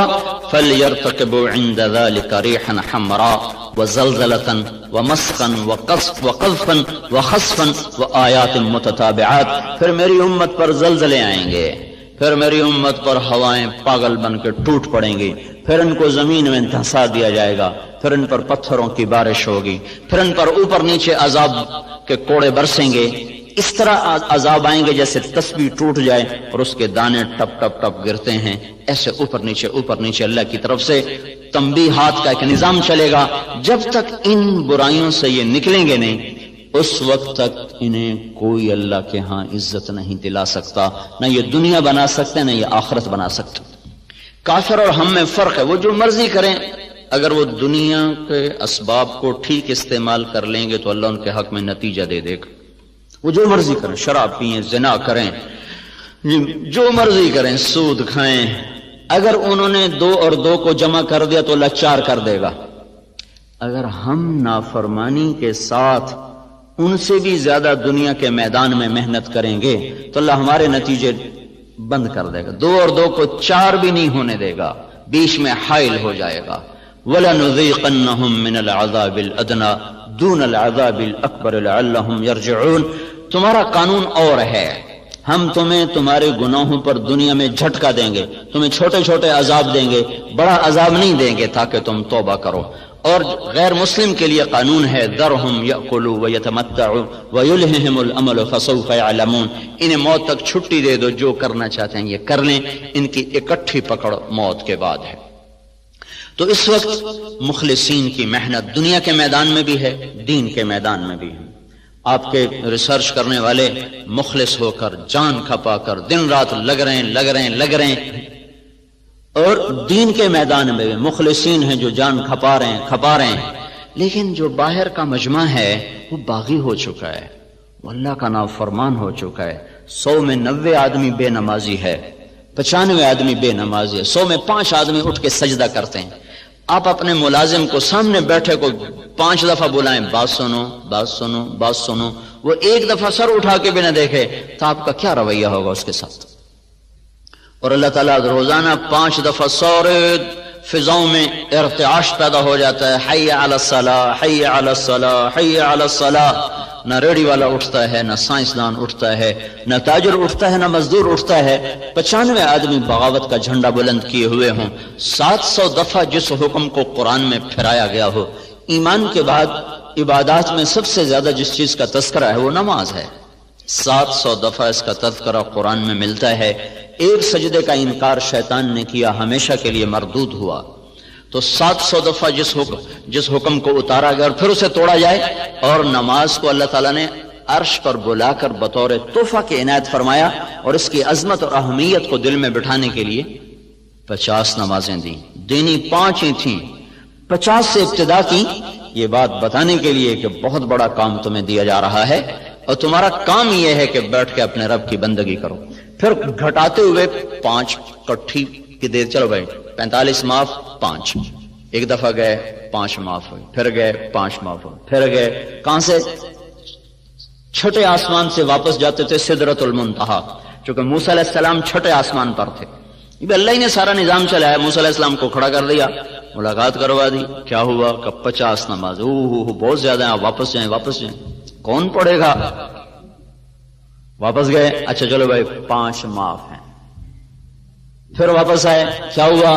5 نہیں بہت زیادہ ہیں، واپس جائیں، پھر 5 اور جب 5 رہ گئیں تو موسیٰ علیہ السلام نے پھر کہا یا رسول اللہ زیادہ ہیں، واپس جائیں، کوئی نہیں پڑھیں گے ایوب ریسرچ والے، واپس جائیں، 2-4 ہی پڑھیں گے، باقی سارے چائے پیتے رہیں گے، یا رسول اللہ واپس جائیں، کہا نہیں اب مجھے شرم آتی، اب نہیں جاتا ہوں۔ آپ کو ڈر یہ تھا کہ 5 معاف ہو رہی، یہ بھی نہ معاف ہو جائے اور میری امت محروم ہو جائے۔ تو موسیٰ علیہ السلام نے کہا چلیں ٹھیک ہے، میری امت پہ تو 2 فرض ہوئی تھی، انہوں نے وہ بھی نہیں پڑھی تھی، آپ کی امت 5 کیسے پڑھے گی؟ انہوں نے چونکہ تجربہ کیا تھا، وہ اپنے تجربے کی بنیاد پہ بول رہے تھے۔ بنو اسرائیل پہ 2 نمازیں فرض تھی، فجر کی 2 رکعت، عصر کی 2 رکعت بس، باقی نفل کو جتنے مرضی پڑھے 2 نماز، اور اس میں رکوع کوئی نہیں تھا، اللہ اکبر سیدھا سجدے میں، اور اس میں تلاوت کوئی نہیں تھی، جو کہ اپنی کتاب تو یاد ہی نہیں کر سکتے تھے، تورات زبور انجیل نے مٹ جانا تھا تو اللہ نے اس کا نظام ایسا بنایا کہ اس کو یاد کو نہیں کر سکتا تھا، تو لہٰذا ان کی نماز میں تسبیح ہوتی تھی، سبحان اللہ سبحان اللہ سبحان اللہ، جو بھی ان کی زبان میں تھا، الحمدللہ اللہ اکبر، وہ تسبیح پڑھتے رہتے تھے اور پھر سیدھے سجدے میں چلے جاتے تھے۔ اللہ تعالیٰ نے ہماری نماز کو مزین کیا قرآن کی تلاوت کے ساتھ، قرآن کو باقی رکھنا تھا تو اس کے حافظ پیدا فرما دیے۔ دنیا میں واحد کتاب ہے جو بن سمجھے یاد کی جاتی ہے، بن سمجھے یاد کرائی جاتی ہے، یاد کرنے والا بچہ ہے پاکستانی جس کو پتہ نہیں میں کیا یاد کر رہا ہوں، یاد کرانے والا استاد قاری ہے جس نے عربی کو نہیں پڑھا، اسے کچھ پتہ نہیں میں کیا یاد کرا رہا ہوں، اور اس کی تنخواہ اتنی تھوڑی ہے کہ وہ بیمار ہو جائے تو نزلے کی دوا بھی اپنی تنخواہ میں سے نہیں لے سکتا، اس کے بچے کی شادی ہو تو اپنی تنخواہ میں 1 جوڑا کپڑے لے کر اپنی بیٹی کو نہیں دے سکتا، اتنی قلیل تنخواہ کے ساتھ وہ اپنے آپ کو چٹائی کے ساتھ سی کر بیٹھا ہوا ہے، اور ساری زندگی اس کی 1 کمرے میں گزر جاتی ہے، درسگاہ سے گھر، گھر سے درسگاہ، اتنی بڑی مشقت پر اس کو کس نے آمادہ کیا ہے؟ یہ آسمان کا غیبی نظام ہے جس نے قلوب کو مسخر کر دیا ہے، اور ایک طبقہ یاد کر رہا ہے، دوسرا یاد کرا رہا ہے۔ جب روس میں کمیونسٹ عروج پر تھے، برزنف کا دور تھا، تو 1982 میں میں گیا تھا انگلینڈ جماعت میں، تو وہاں 4 آدمی ملے، انہوں نے کہا کہ ہم گئے تھے رشیا گئے تھے جماعت میں، تو جیسے یہاں وہ کمرہ وہ دروازہ ہوتا ہے، اس میں گزرو تو جو بھی کوئی چیز سٹیل کی ہوتی ہے تو وہ ٹاں ٹاں کرنے لگتا ہے، تو رشیا میں ماسکو ایئرپورٹ پر جو آلہ تھا وہ کاغذ پہ ٹاں ٹاں کرتا تھا کہ کسی قسم کا کوئی لٹریچر اندر نہیں جانا چاہیے۔ کہ ایک ملائیشین ساتھ تھا ہمارے، اس کو وہ آلہ لگائیں تو وہ آلہ بولے، تو اس کے کرتا دیکھا، شلوار دیکھی، کچھ بھی نہیں، انہوں نے اس کے کپڑے اتروا دیے، کچھ بھی نہیں۔ آخر جب وہ انہوں نے جرابیں اترائیں تو جراب کے اندر ایک کاغذ کہیں سے پھنسا ہوا تھا جس پر وہ آلہ ٹاں ٹاں ٹاں کر رہا تھا۔ اس قدر سختی۔ لیکن میرے رب کا نظام کیا ہے کہ ہم ایک جگہ تھے تو ایک بچے نے ہمارا بازو پکڑا، پہلے اس نے دائیں بائیں دیکھا کوئی ہے تو نہیں، کوئی نہیں تھا، تو اس نے بازو پکڑا اور لے کے کمرے میں گیا اور دروازے بند کر کے کنڈیاں لگا کے میرے سامنے بیٹھ کر قرآن پڑھنا شروع کر دی زبانی، اور پھر مجھ سے کہنے لگا اشارے میں کہ تو بھی سنا، تو میں کہ مجھے تو آتا نہیں، وہی 10 صورتیں آتی ہیں۔ تو کہنے لگے پھر ہم نے وہاں پوچھا کہ آپ لوگوں نے قرآن کو کیسے باقی رکھا؟ تو انہوں نے کہا کہ جب ہم پر یہ ہوا 1917 میں لینن میں اسٹالن مرا ہے، 1917 سے 1953 تک 1 کروڑ انسان ذبح ہوا اور اس میں اکثر مسلمان تھے۔ تو کہنے لگے ہم تہ خانوں میں چلے گئے اور اپنے بچوں کو زبانی یاد کرایا، زبان سے زبان، سینے سے سینہ، سب کچھ مٹا دیا، مسجدیں بند کر دیں، مدرسے بند کر دیے، پر قرآن پھر بھی زندہ رہا۔ تو اللہ تعالیٰ نے ہمیں نماز عطا فرمائی جس میں قرآن کی تلاوت ہے۔ اب جتنی مرضی لمبی نماز ہو، اگر قرآن سے ذرا بھی ذوق ہو تو طبیعت تنگ نہ پڑے گی۔ عبد الرحمن تیمی فرماتے ہیں میں حرم میں بیٹھا تھا مکے میں، عثمان رضی اللہ تعالیٰ عنہ تشریف لائے، امیر المومنین تھے اس وقت، حج کا موسم، وہ آئے، ان کے داڑھی سے وضو کا پانی ٹپک رہا تھا، ہاتھ میں جوتا تھا، ایک طرف جوتا رکھا اور میرے برابر نیت باندھ کے کھڑے ہو گئے، اللہ اکبر۔ کہنے لگے مجھے جستجو ہو گئی، دیکھو کیا پڑھیں، تو انہوں نے الف لام میم سے شروع کر دیا۔ پہلی رکعت الف لام میم، سورت بقرہ گئی، آل عمران گئی، نساء گئی، مائدہ گئی، چلتے چلتے میں نے کہا یہ کہاں جا کے رکوع کریں گے؟ والناس پہ جا کے رکوع کیا، ایک رکعت میں سارا ہی قرآن پڑھ دی۔ دوسری رکعت کے لیے بھی کچھ نہیں بچا کے رکھا، ایک رکعت میں سارا قرآن۔ جب تھوڑا سا جی لگ جائے تو پھر نماز ایک مرغوب ترین عمل بن جاتا ہے۔ جب نماز کا وقت ہوتا تو ہمارے نبی فرماتے بلال ارحنا بہا، ارے اذان دے مجھے راحت پہنچا، مجھے راحت پہنچا۔ جعلت قرۃ عینی فی الصلاۃ، میری آنکھوں کی ٹھنڈک ہے نماز۔ عربی زبان میں جب لذت اپنے انتہا پر پہنچے تو اسے قرۃ العین سے تعبیر کیا جاتا ہے۔ تو آپ نے فرمایا میری آنکھوں کی ٹھنڈک نماز ہے۔ اتنا لمبا سجدہ فرماتے تھے تہجد میں کہ عائشہ رضی اللہ تعالیٰ عنہ متعدد دفعہ سوچ میں پڑ جاتی کہیں انتقال تو نہیں ہو گیا، کہیں وصال تو نہیں ہو گیا۔ اتنا لمبا قیام فرماتے تھے کہ پنڈلیاں سوج کر پھٹ جاتی تھیں اور ان میں سے خون بہنا شروع ہو جاتا تھا۔ چلو ہم اتنے لمبے سجدے دیں، پر اذان پر ایوب ریسرچ بند تو ہو جائے، کلرک سے لے کر پی ایچ ڈی تک سارے نماز کے لیے مسجد میں موجود ہوں کہ یا اللہ بس تیرے در پر آ گئے، حاضر ہیں۔ یہ نماز ایک بہت بڑا عمل ہے جو انسانیت کو صراط مستقیم پر لاتا ہے۔ جتنی نماز میں طاقت پیدا ہو جاتی ہے اتنا ہی اس کے زندگی درست ہونا شروع ہو جاتی ہے۔ بیمار بیج کا پودا بھی تو بیمار ہی نکلتا ہے، صحت مند بیج کا پودا بھی صحت مند ہوتا ہے۔ نمازیوں کی 5 قسمیں ہیں، ابن القیم رحمۃ اللہ علیہ نے لکھی ہیں۔ ایک نمازی وہ ہے جو پڑھتا بھی ہے چھوڑتا بھی ہے، 3 بھی پڑھ لیتا ہے، 5 بھی پڑھ لیتا ہے، 2 بھی پڑھ لیتا ہے، ساری چھوڑ دیتا ہے، ساری پڑھ لیتا ہے۔ نہ اس کو بے نمازی کہہ سکتے ہیں، نہ اس کو پکا نمازی کہہ سکتے ہیں، یہ اس کو جہنم میں پھینکا جائے گا۔ یہ متہاون ہے، متہاون۔ فویل للمصلین الذین هم عن صلاتهم ساہون، ویل ہے ان نمازیوں کے لیے، لفظ نمازی آیا ہے تو بے نمازی اس سے مراد نہیں ہے۔ کون سے نمازی؟ جو اپنی نماز سے غافل ہیں، پڑھی پڑھی نہ پڑھی نہ پڑھی، آگے کر دی پیچھے کر دی، قضا کر دی، سفر میں ہیں جی کوئی نہیں گھر جاتے کٹھی پڑھ لیں گے، اس قسم کے جو نماز کے ساتھ اونچ نیچ ہوتی ہے ان کے لیے ویل ہے۔ ویل، ویل کیا بلا ہے؟ ایک ترجمہ تو ہے بربادی، اور ایک ترجمہ ہے یہ ایک وادی ہے جس وادی کا ایک ایک بچھو خچر کے برابر بڑا ہے، جو ایک دفعہ ڈستا ہے تو 40 سال تک آدمی اس سے تڑپتا رہتا ہے۔ تو ایک تو وہ ہیں جو کبھی پڑھ لیتے ہیں کبھی چھوڑ دیتے ہیں، مرضی کے ہیں، تو ان کو بے نمازی والی پکڑ تو نہیں ہوگی، لیکن جائیں گے یہ بھی آگ میں۔ اس شخص کی نماز اس کی زندگی کو نہیں بدلے گی۔ دوسرا نمازی ہے جو 5 وقت کا اہتمام کرتا ہے، باقاعدگی سے نماز پڑھتا ہے، لیکن نماز کے اندر اور باہر برابر ہے، غافل ہو کر نماز پڑھتا ہے، نہ اس کو اندر کا پتہ نہ باہر کا پتہ ہے۔ جس غفلت کے ساتھ وہ فائل پہ بیٹھا تھا اسی غفلت کے ساتھ وہ صف میں کھڑا ہوتا ہے، جس بے دھیانی کے ساتھ وہ گھر سے نکلا تھا اسی بے دھیانی کے ساتھ وہ نماز میں کھڑا ہوتا ہے، لیکن پڑھتا 5 وقت ہے۔ یہ معاقب ہے، معاقب۔ یہ نماز کے چھوڑنے یا غفلت کی وجہ سے جو پکڑ ہے اس میں نہیں آئے گا، لیکن اس کی ڈانٹ ڈپٹ ہوگی، تنبیہ ہوگی، معاقب۔ اس کی نماز بھی اس کی زندگی پر اثر انداز نہیں ہوگی۔ اس میں وہ جواب آ گیا ہے جو نماز پڑھ کے بھی لوگ رشوت لیتے ہیں، نماز پڑھ کے بھی لوگ گالیاں دیتے ہیں، نماز پڑھ کے بھی لوگ یہ کرتے ہیں۔ ایسی نماز کا کیا فائدہ؟ یہ بات تو غلط ہے۔ ایسی نماز کا فائدہ یہ ہے کہ نماز نہ پڑھنے کی سزا نہیں ملے گی، گالی دینے کی سزا ملے گی، نماز نہ پڑھنے کی سزا ملے گی۔ یہ اس سے بدرجہ بہتر ہے جو گالیاں بھی دیتا ہے نماز بھی نہیں پڑھتا، 2 جرم ہو گئے۔ جو رشوت بھی لیتا ہے نماز بھی نہیں پڑھتا، اس کے 2 جرم ہو گئے۔ قرآن کا دستور ہے فَمَن يَعْمَلْ مِثْقَالَ ذَرَّةٍ خَيْرًا يَرَهُ وَمَن يَعْمَلْ مِثْقَالَ ذَرَّةٍ شَرًّا يَرَهُ۔ رائی کے برابر اچھائی کر لو تو اس کا اجر ملے گا، رائی کے برابر برائی کر لو تو اس کی سزا ملے گی۔ اب اس میں سے اللہ جس کو چاہے معاف کر دے۔ تو یہ ایک ہمارے ہاں بات چلی، کیا فائدہ جی ایسی نماز کا، کیا فائدہ ایسی نماز، ایسے حج کا کیا فائدہ، ایسے روزے کا کیا فائدہ، سارا دن ہیرا پھیری کرتے ہیں، ایسے روزے کا کیا فائدہ؟ اس روزے کا اتنا فائدہ ہے کہ نہ پڑھنے نہ رکھنے کی سزا نہیں ملے گی، یہ فائدہ ہے۔ یہ کوئی تھوڑا فائدہ نہیں، بہت عظیم فائدہ ہے، بہت بڑا فائدہ ہے۔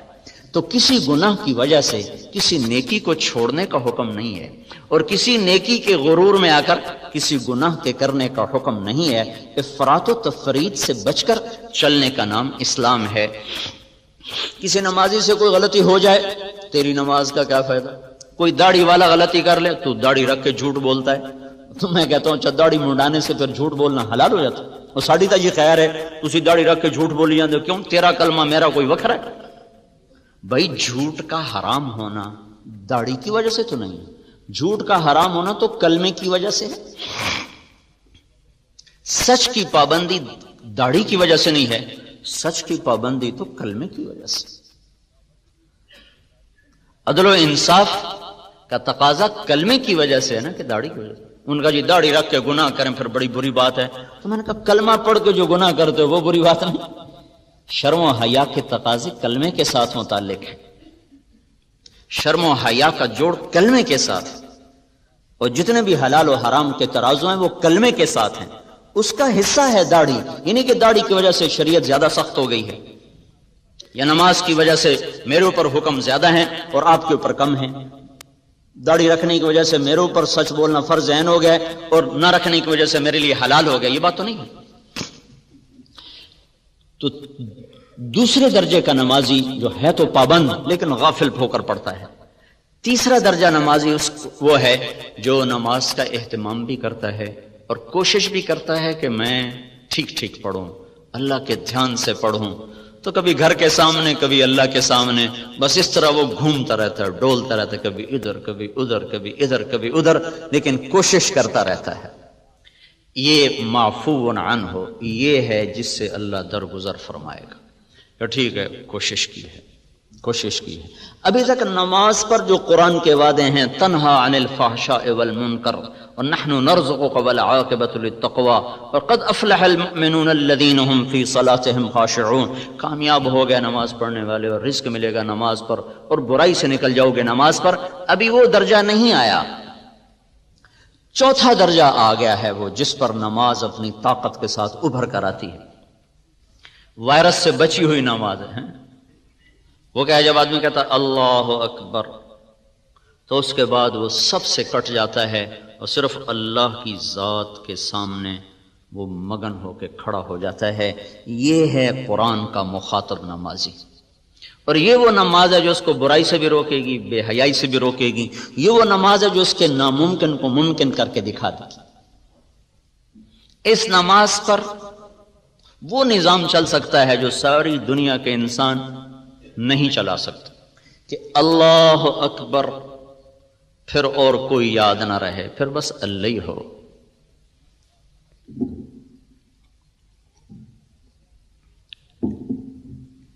عروہ بن زبیر رضی اللہ تعالیٰ عنہ کا پھوڑا نکلا ہے پاؤں میں، وہ آگے بڑھنا شروع ہوا تو طبیب نے کہا کاٹنا پڑے گا ورنہ یہ سارا زہر پھیل جائے گا۔ تو کہنے لگے کاٹ دو۔ ان کا پھر آپ کوئی نشہ پی لیں تاکہ کاٹ دیں؟ تو انہوں نے فرمایا ایمان اور نشہ ایک پیٹ میں کبھی جمع نہیں ہو سکتا۔ جس پیٹ میں نشہ جاتا ہے اس سے ایمان نکل جاتا ہے۔ میں نماز شروع کرتا ہوں، تم کاٹ لینا۔ تو ایسے بیٹھ کر انہوں نے پاؤں یوں کر کے پھیلا دیا اور نماز کی نیت باندھ کے بیٹھ گئے۔ تو اس زمانے میں وہ تیز دھار آلے سے کاٹتے تھے، پھر اس پر گرم تیل پھینکتے تھے تاکہ سارے اوپر والے زخم جل جائیں اور خون بہنا بند ہو جائے۔ تو اتنے دو تکلیف دہ عمل، پہلے کاٹا گیا، پھر تیل ڈالا گیا، پھر پٹی، اس سب کے دوران ان کے جسم میں جنبش بھی نہیں ہوئی۔ سلام پھیرنے کے بعد فرمانے لگے مجھے کچھ پتہ نہیں چلا تم نے کب کاٹا اور کیسے کاٹا۔ پھر اپنے پاؤں کو دیکھ کر فرمایا اے اللہ تو گواہ رہنا، میرا یہ پاؤں کبھی بھی تیری نافرمانی میں نہیں اٹھا۔ یہ وہ نمازی ہے جس کی نماز پر اللہ تعالیٰ کے وعدے ہیں، نماز پڑھو گے یہ ہو جائے گا، نماز پڑھو گے دروازے کھل جائیں گے، نماز پڑھو گے جنت مزین ہو جائے گی، نماز پڑھو گے فتوحات کے در کھلیں گے، نماز پڑھو گے رزق کھلے گا، نماز پڑھو گے برائی سے نکلو گے، نماز پڑھو گے اللہ کی غیبی تائید تمہیں شامل ہو جائے گی، نماز پڑھو گے ناممکنات تمہارے لیے ممکن ہو جائیں گی۔ یہ وہ مقام ہے جہاں پر آ کر اللہ تعالیٰ کا غیبی نظام حق میں ہو جاتا۔ پانچواں درجہ ہے جو بہت خال خال لوگوں کو ملتا ہے، جو اللہ کے نبی نے فرمایا تھا کہ نماز آنکھوں کی ٹھنڈک بن جائے، نماز راحت بن جائے، نماز ساری تھکن دور کر دے۔ جعلت قرۃ عینی فی الصلاۃ، نماز آنکھوں کی ٹھنڈک بن جائے۔ یہ مقربین لوگ، وہ 22ویں گریڈ کے لوگوں کو یہ نماز ملتی ہے۔ جب وہ اللہ اکبر کہتے ہیں تو پھر وہ ساری دنیا سے داخل ہو جاتے ہیں۔ ابو ریحانہ رضی اللہ تعالیٰ عنہ جہاد کے سفر سے واپس آئے، یا کسی سفر سے، صرف سفر کا لفظ ہے، تو جب رات کو کمرے میں بیوی کے ساتھ خلوت میں آئے تو کہنے لگے 2 نفل پڑھ لوں پھر بیٹھتا ہوں۔ کہنے لگے پڑھ لو۔ 2 نفل جو شروع ہوئے، رات ڈھلتے ڈھلتے ڈھلتے ڈھل گئی اور ابو ریحانہ کے نفل ختم نہ ہوئے، یہاں تک کہ مؤذن کی اذان پر جا کر انہوں نے نماز ختم کی، سلام پھیرا تو ان کی بیوی نے کہا ابو ریحانہ یہ کیا جفا ہے، پہلے سفر کی جدائی، پھر کمرے میں رہ کر یہ میرے اوپر زیادتی، کیا میرا حق نہیں تھا؟ کہنے لگے مجھے اللہ کی قسم میں بھول گیا۔ کہنے لگے اللہ کے بندے، ایک کمرے میں بیٹھ کر تو کیسے بھول گیا؟ یہ ہمارے تو لوگ چلے میں جاتے ہیں نا، وہاں بھی روز فون بیویوں کو کرتے ہیں کی حال ہے، ٹھیک ہے آج کی پکائے نے، آج پالک پکائے۔ چلے میں جا کر بھی یہ جو موبائل فون روز۔ ایک مولوی صاحب سال لگا رہے تھے میرے پاس، کہنے کہ بیوی کا خط نہیں آ رہا، بڑا پریشان ہوں۔ میں نے کہا اچھا ٹھیک ہے دعا کرو۔ تو کوئی 15-20 دن گزرے تو میں گزرا تو وہ مولوی صاحب جو تھے نا ایسے لیٹے ہوئے، امریکہ سے آئے تھے سال لگانے کے لیے جماعت، تو لیٹے ہنس رہے تھے۔ اب یقین مانے مجھے کچھ پتہ نہیں، لیکن میں نے اندازہ لگایا کہ لگتا ہے خط آ گیا۔ میں نے کہا مولوی صاحب کیا بیگم کا خط آ گیا؟ کہنے لگے ہاں آ گیا۔ اور یہاں ایک کمرے میں ان کو یاد ہی کوئی نہیں ہوا میرے پاس کوئی ہے۔ تو وہ کہنے لگی اللہ تیرا بھلا کرے، تجھے میں کیسے بھول گئی، تیرے برابر تو بیٹھی ہوں۔ کہنے لگی جب میں نے قرآن پڑھنا شروع کیا تو میرے آگے جنت کھل گئی، مجھے کچھ یاد نہیں رہا۔ یہ بھی نماز کا ایک درجہ ہے۔ پر چلو یہ نہ صحیح، اتنا تو ہو، کوئی ادھیڑ بن تو ہو، کچھ ادھیڑ بن تو ہو۔ ادھیڑنا ہی ادھیڑنا، بخیے ہی ادھیڑ کے رکھ دیے، کچھ بنے کچھ ادھڑے، اتنی تو ہو جائے نماز، کبھی اللہ کے سامنے کبھی گھر کے سامنے، جب ایسی نہ پڑھ سکیں تو پھر بعد میں اس لیے تو ہے جب آپ سلام پھیرتے تو کہتے تھے اللہ اکبر، پھر کہتے تھے استغفر اللہ استغفر اللہ استغفر اللہ، میرے مولا مجھے معاف کر دے، مجھے معاف کر دے، مجھے معاف کر دے۔ کون سا گناہ کیا ہے جس پر معافی مانگی جا رہی؟ یہ کیا ہے کہ جیسے تیرے سامنے کھڑا ہونا تھا میں نہیں کھڑا ہو سکا، مجھے معاف کر دے۔ جیسے تیرے سامنے سجدوں کی ضرورت تھی میں ویسے سجدے نہیں کر سکا، یا اللہ تو مجھے معاف کر دے۔ تو اللہ تعالیٰ آپ کو وہ سجائے گا، وہ علم آپ پر کھولے گا کہ جیسے آج کا یہاں کا بڑا ڈاکٹر وہ ہے جو یورپ سے امریکہ سے ڈگری لے کر آ رہا ہو، پھر ایک وقت آپ اپنی آنکھوں سے دیکھیں گے کہ وہاں سے دنیا اڑ اڑ کر آئے گی اور آپ سے سیکھے گی کہ ہمیں بھی بتاؤ۔ 700 سال تک اسپین مرکز نہیں رہا، قرطبہ کے یونیورسٹیاں بھری ہوتی تھی ساری دنیا کے طلبہ سے، بغداد کی یونیورسٹیاں بھری ہوتی تھی ساری دنیا کے طلبہ سے، کھچ کھچ کر انسانی 1000 برس تک انسانوں کو قانون دیا ہے، زندگی کے راستے بتائے ہیں۔ 200 سال سے زوال ہوا ہے تو ہم اتنے احساس کمتری کا شکار ہو گئے کہ جیسے ہمارے پاس کوئی سرمایہ کوئی نہیں۔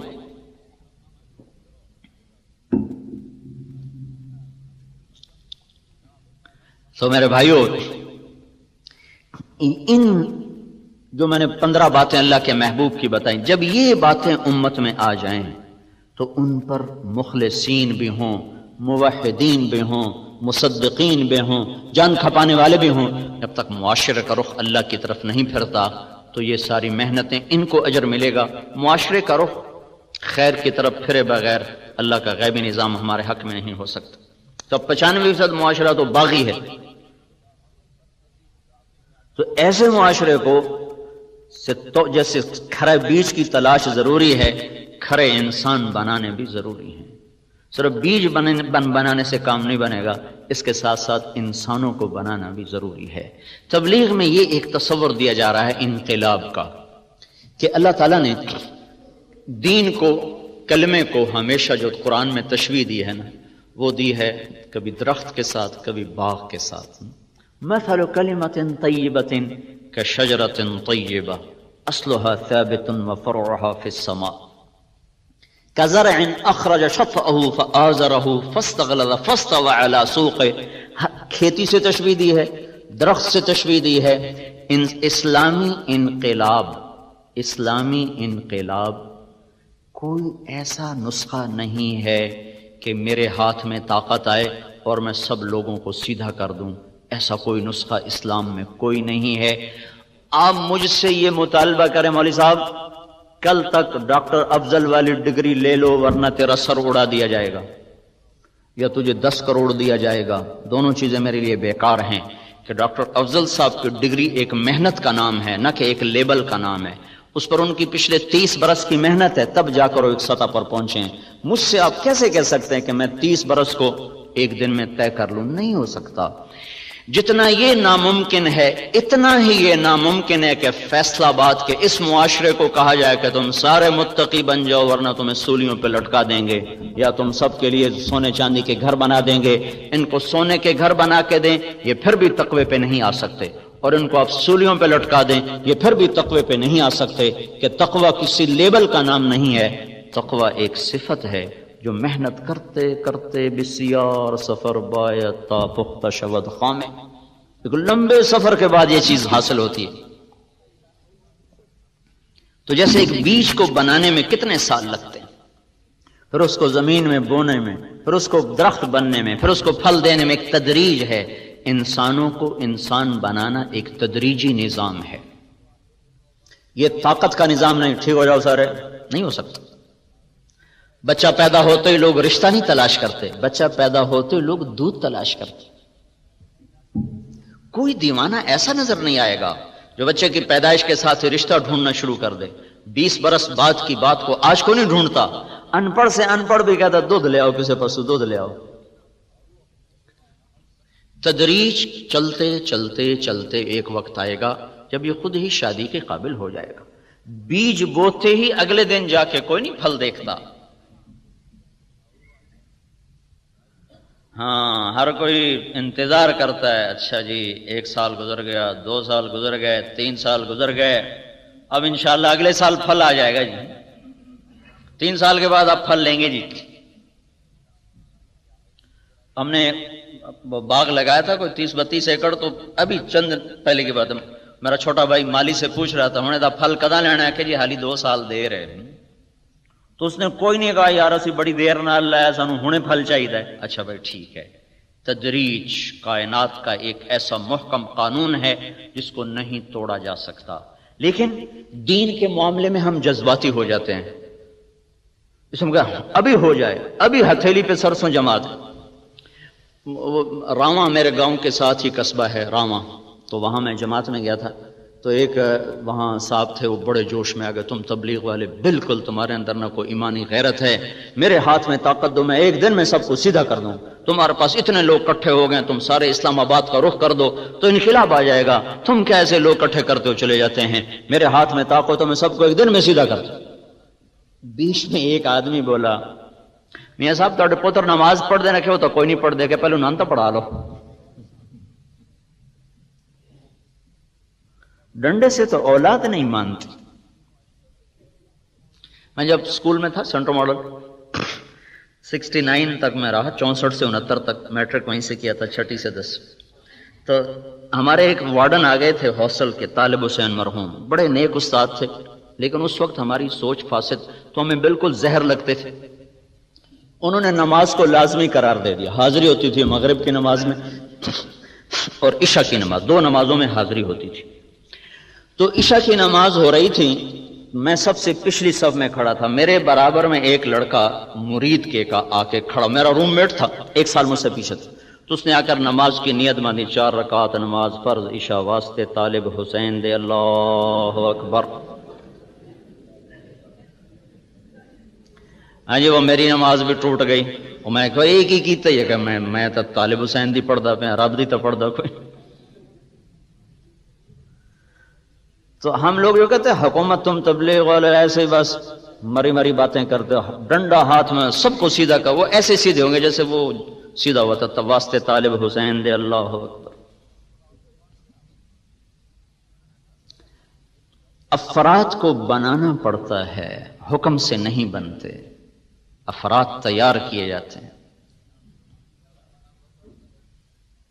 اور ہر اینٹ کو الگ الگ پکایا جاتا ہے، ہر اینٹ الگ الگ آگ مانگتی ہے، تب جا کر وہ تیار ہوتی ہے، پھر جا کر وہ دیوار پہ لگتی ہے۔ ایسے ہی معاشرے کو ایمانی اصولوں پر لانے کے لیے ہر مرد عورت پر الگ محنت کرنا ہوگی، ورنہ اللہ نبیوں کو شروع میں دے دیتا معجزے، پھونک مارتے سارے ٹھیک ہو جاتے۔ معجزات نہیں دیے گئے، معجزات دیے گئے قوت کو بتانے کے لیے، ایسا کوئی معجزہ نہیں دیا گیا کہ ایک نظر ڈالیں اور سارے ایمان لیں۔ اللہ کے نبی سے بڑھ کر کس کی نظر ہوگی؟ چونکہ ہمارے ہاں ایک تو جہالت ہے، اور جہالت کا علاج کوئی نہیں، سارے مرض کا علاج ہے، تو جہالت کا علاج کوئی نہیں۔ اور ہم ہندوازم سے آئے اسلام میں تو جوگ کا ایک تصور ہے، ان کے کرتب، ان کے کرشمے اور ان کی وہ عجیب و غریب حرکات سکنات، اسی پر ہم ولایت کو بھی تولتے چلے گئے۔ اور کچھ ہمارے ہاں چونکہ علم حدیث کا نہ کوئی پہچان ہے، نہ معرفت ہے، نہ قرآن سے مناسبت ہے، تو جس نے جو لکھ دیا وہ یہ ڈائجسٹوں نے، کچے پکے رسالوں نے انسانی عقائد کو بہت زیادہ متاثر کیا۔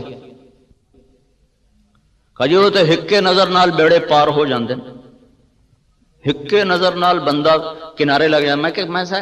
میں کہ چلو ہکے نظر نال کوئی بی تو بنا دو، ہکے نظر نال کوئی ڈاکٹر افضل تو بنا دو، ہک نظر پائی تو ڈاکٹر شعیب بن گیا، چلو بھائی ہیں۔ کل کہیں کوئی دیکھا کہ ایک نظر سے ڈاکٹر شعیب جیسا محنتی آدمی اور محقق پیدا ہو جائے؟ یا آپ سارے ماشاءاللہ اپنے لائن کے ماہر لوگ بیٹھے ہوئے، آپ کی زندگیاں لگ گئیں، تب جا کے ایک دولت نصیب ہوئی۔ دین اس سے کھربوں گنا قیمتی دولت ہے۔ ایک نظر سے اللہ دے سکتا ہے کسی کو؟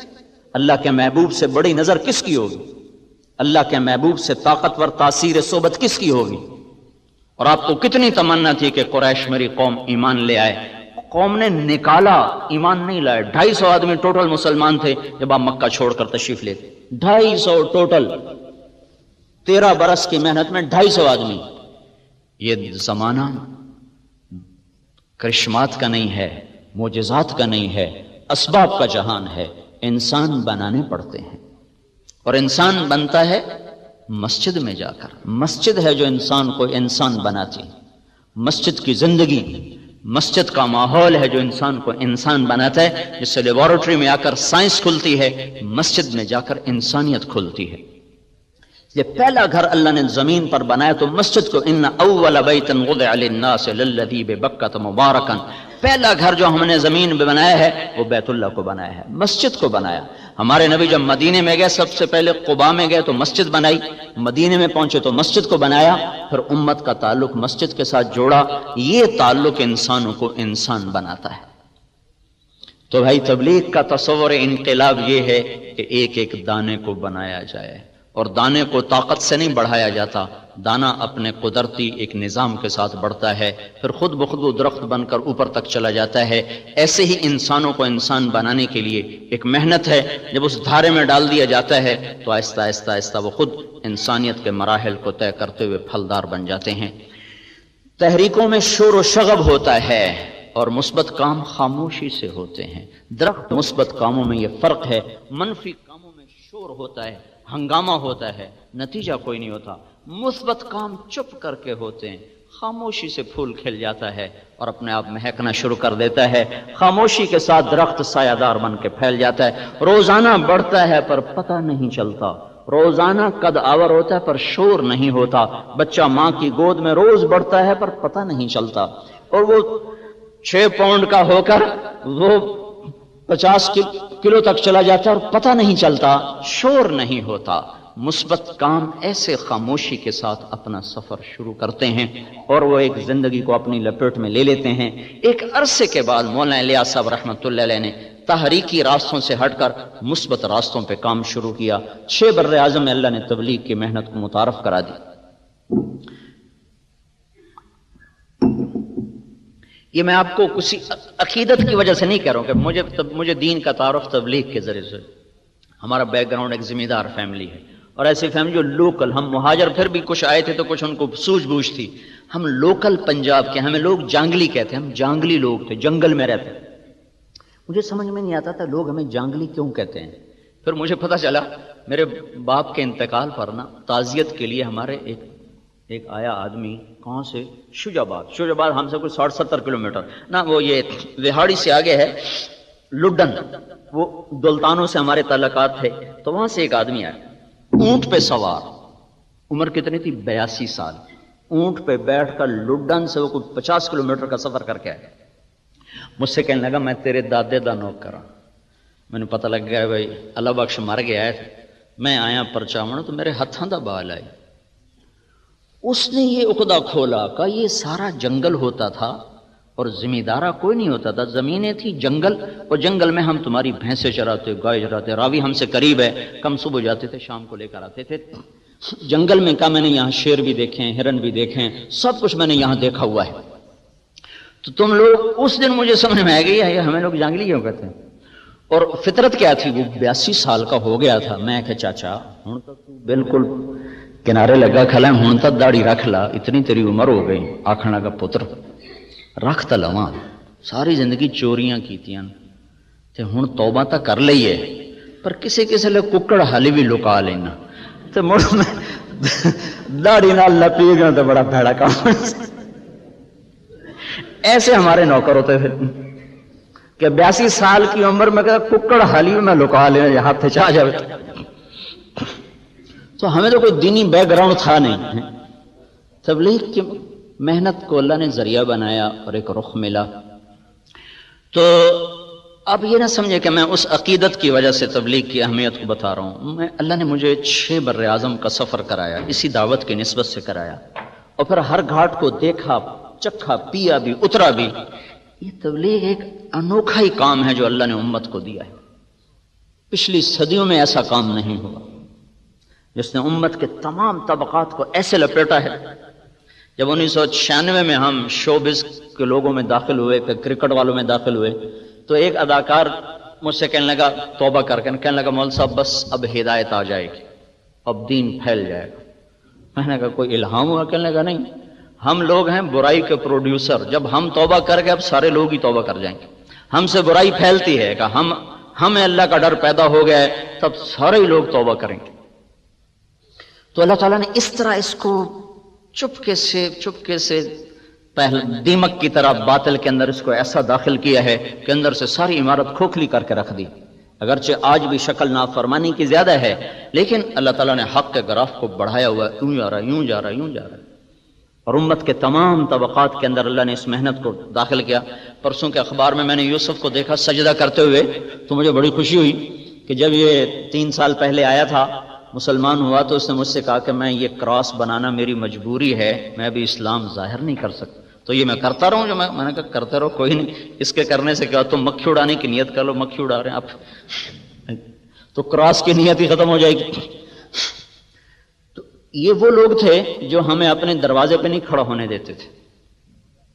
ایسا تکبر تھا. جب میں پہلی دفعہ سعید انور کے گھر گیا تو کوئی میرے خیال ہے 1.5-2 کروڑ تو صرف اس کے پورچ میں کھڑا ہوا تھا. ایسی عجیب و غریب قسم کی گاڑیاں. تو اتنی چھوٹی عمر میں اتنا رزق بھی مل جائے، عزت بھی مل جائے تو تکبر تو آپ ہی آ جاتا. ان لوگوں میں ایسے دین کا پہنچنا اور ان کا دین کی طرف آنا یہ ایک آسمانی نظام ہے. اس کے پیچھے کوئی انسانی طاقت کوئی نہیں ہے. یہ اللہ کا اپنا غیبی نظام ہے جس نے زیر و زبر کرنے کا ارادہ کر لیا ہے باطل قوتوں کو. تو اللہ کی سنت یہ ہے کہ آہستہ آہستہ لاتا ہے، آہستہ آہستہ بات کو اللہ تعالیٰ اوپر چڑھاتا ہے.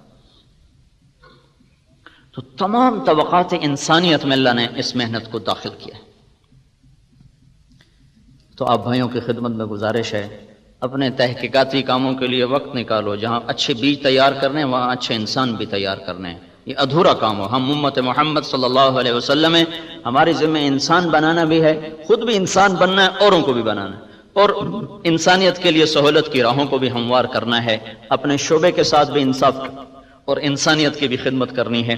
ان کو بھی اللہ کے قریب کرنا ہے. وہ احسان عظیم ہے. دنیا میں تبلیغ سے بڑا ویلفیئر کا کام کوئی نہیں ہے جو دیکھنے میں کچھ بھی نہیں نظر آتا، لیکن یہ وہ ویلفیئر سوسائٹی ہے جو انسانوں کو